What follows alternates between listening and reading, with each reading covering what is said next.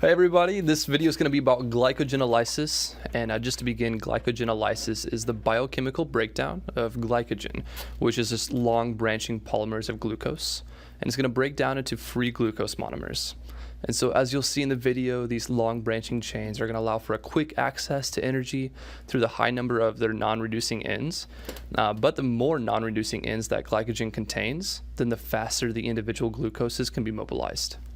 So to begin, you're going to see a non-reducing end, and this is going to be at the end of every branch in glycogen. And this sugar, along with the others in its chain, are connected through a 1,4 glycosidic bond. This bond is then sequentially cleaved by glycogen phosphorylase, and that's going to add an inorganic phosphate at the end of the alpha 1,4 position to make glucose 1-phosphate. And then this enzyme cannot cleave past that alpha 1,6 branch point, which is very important, as you'll see in the next clip. Alright, so now just at this point, another enzyme called glucantransferase,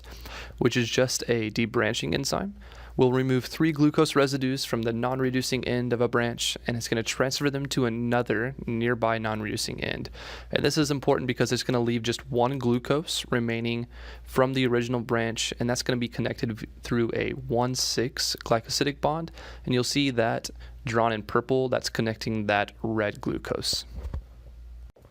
And so now the lone glucose's 1,6 bond is going to be hydrolyzed by the alpha 1,6 glucosidase activity of the debranching enzyme. So obviously that debranching enzyme has more than one activity that it can do, and so now we're seeing the second one that it's going to do in this process. And so with the extinguishing of that branch,